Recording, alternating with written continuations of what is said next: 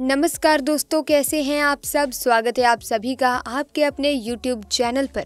दोस्तों, यूं तो दुनिया में कई योद्धा हुए हैं जिन्होंने अपनी अनोखी ताकत से समूचे विश्व में एक अलग ही पहचान बनाई है। इसी कड़ी में आज हम आपको एक ऐसे योद्धाओं की कहानी बताने जा रहे हैं जिन्होंने अपनी ताकत से दुनिया के एक बड़े हिस्से पर राज किया है। क्योंकि दोस्तों, किसी भी युद्ध को जीतने के लिए महान यज्ञ के साथ साथ अस्त्रों की भी आवश्यकता होती है और उन्हीं अस्त्रों में एक है धनुष। आज हम आपको कुछ ऐसे धनुर्धर योद्धाओं के बारे में बताएंगे जो देवता हैं या फिर उनके अवतार हैं या फिर ऐसे योद्धा हैं जो महाभारत के युद्ध में बेहतरीन धनुर्धर कहलाए गए थे। वीडियो शुरू करने से पहले अगर आपने अभी तक हमारे चैनल को सब्सक्राइब नहीं किया है तो जल्दी से सब्सक्राइब कर लीजिए। साथ ही अगर जानकारी अच्छी लगे तो वीडियो को लाइक और शेयर करना ना भूलें। तो दोस्तों, बिना किसी देरी के इस वीडियो में आगे बढ़ते हैं। दोस्तों, संपूर्ण धर्म, योग और विद्याओं की शुरुआत भगवान शंकर से होती है और उसका अंत भी उन्हीं पर होता है। भगवान शंकर ने धनुष से ही त्रिपुरासुर को मारा था। त्रिपुरासुर अर्थात 3 महाशक्तिशाली और ब्रह्मा से अमृता का वरदान प्राप्त असुर थे।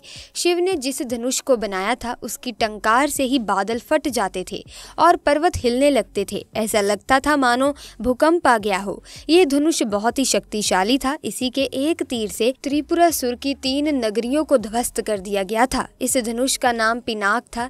देवी और देवताओं के काल की समाप्ति के बाद इस धनुष को देवरात को सौंप दिया गया था।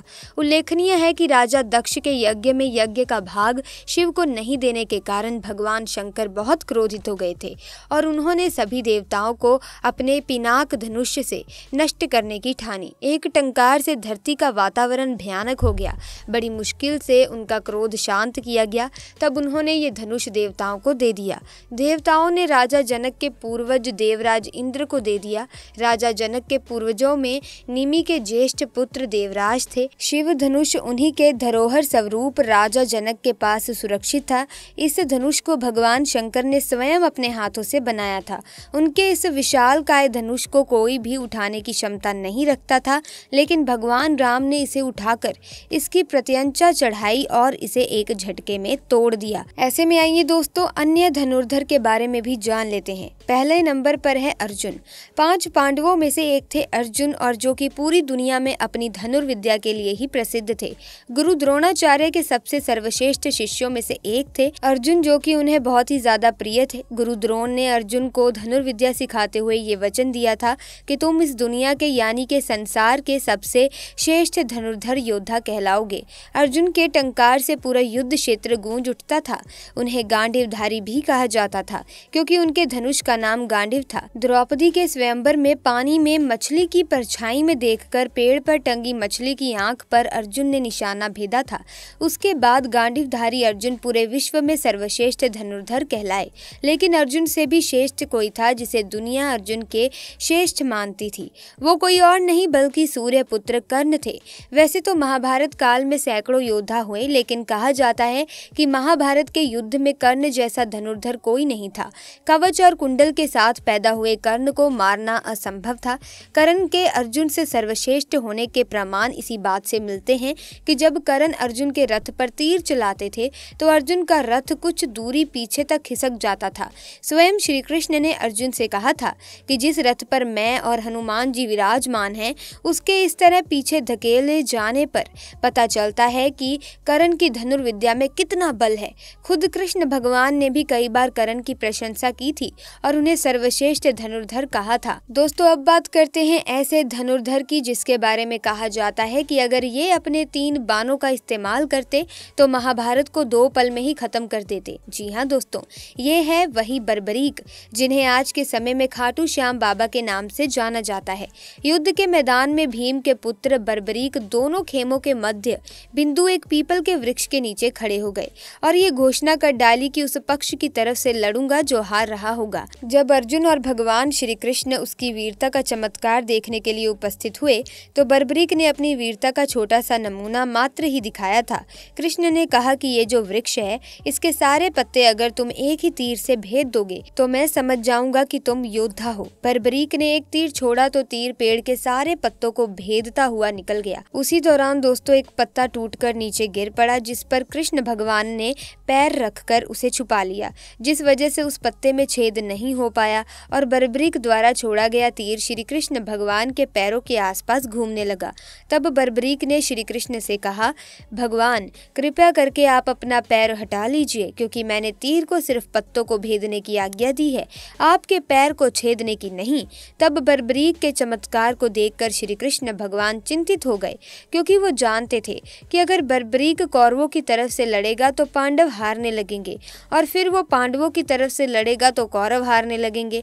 इस तरह से बर्बरीक दोनों सेनाओं के बीच घूमता रहेगा, कौरव और पांडव दोनों समाप्त हो जाएंगे, निर्णय युद्ध का नहीं हो पाएगा और अंत में कुछ बचेगा तो वो होगा केवल बर्बरीक। इसीलिए भगवान कृष्ण ब्राह्मण का रूप बनाकर बर्बरीक के पास पहुंचे और उसका मस्तक दान में मांग लिया। तब से बर्बरीक को शीश का दानी और हारे का सहारा कहा जाता है।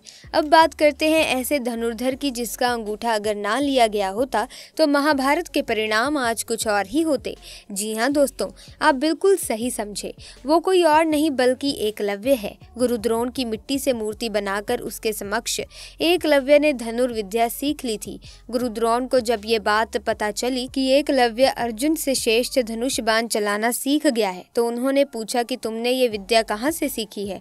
इस पर एकलव्य ने कहा कि गुरुवर, मैंने आपको अपना गुरु मानकर आपके मूर्ति के समक्ष ये विद्या हासिल की है। इस पर गुरु द्रोण ने कहा, अब तो तुम मेरे शिष्य बन गए हो और तुम्हें मुझे गुरु दक्षिणा देनी होगी। ये बात सुनकर एकलव्य प्रसन्न हो गया और कहने लगा कि गुरुवर मांगिए, आपको गुरु दक्षिणा में क्या चाहिए। द्रोण ने कहा कि मुझे तुम्हारे सीधे हाथ का अंगूठा चाहिए। दोस्तों, अर्जुन को गुरु द्रोण ने वचन दिया था कि तुम इस दुनिया के सबसे श्रेष्ठ धनुर्धर बनोगे और इस वचन की रक्षा के लिए उन्होंने एकलव्य से उसका अंगूठा मांगा था। एकलव्य ने भी बिना किसी सवाल जवाब के अपना अंगूठा काट कर गुरु को दे दिया। कहा जाता है कि एकलव्य अंगूठा बलिदान करने के बाद भी नहीं रुका और बिना अंगूठे के ही धनुर्विद्या में कुशलता प्राप्त करने लगा। आज के युग में भी आयोजित होने वाली सभी तीरंदाजी प्रतियोगिता में अंगूठे का प्रयोग नहीं होता है, उसमें केवल 3 उंगलियों का ही प्रयोग किया जाता है। इसीलिए एकलव्य को आधुनिक तीरंदाजी का जनक कहा जाता है।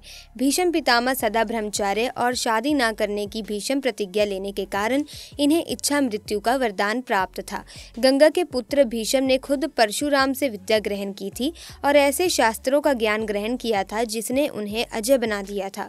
वो हर अस्त्र को चलाने में माहिर थे और साथ ही एक बहुत बड़े धनुर्धर भी थे।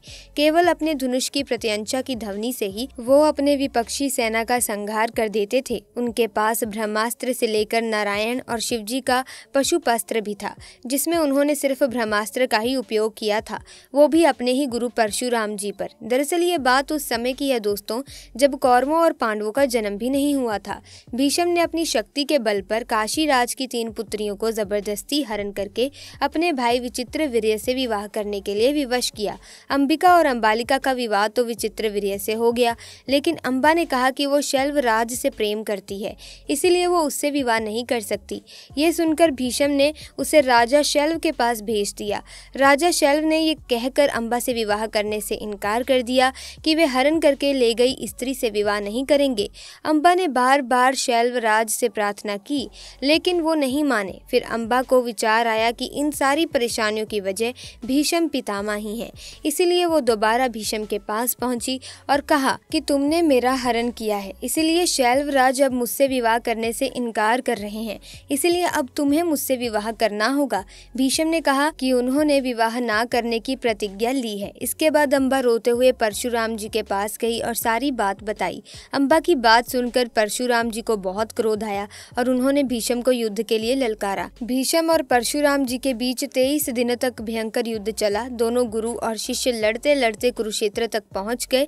युद्ध बहुत ही भयंकर रूप ले चुका था। दोनों ही बलशाली थे। कभी परशुराम जी का पलड़ा भारी होता तो कभी भीष्म का पलड़ा भारी पड़ता। 23 दिन तक युद्ध का जब कोई भी परिणाम नहीं निकला तो नारद मुनि सहित भीष्म की माता गंगा और अन्य ऋषियों ने आकर उनका समझौता करवाया और युद्ध को बंद करने की प्रार्थना की। इस घटना से पता चलता है कि भीष्म पितामह कितने बड़े धनुर्धर और योद्धा थे।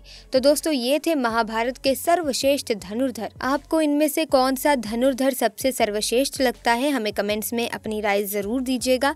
साथ ही इस वीडियो को लाइक करें, शेयर करें और चैनल को सब्सक्राइब करके बेल आइकन को प्रेस कीजिए ताकि आने वाली नई वीडियोस की अपडेट आपको मिलती रहे। आपका बहुत बहुत धन्यवाद।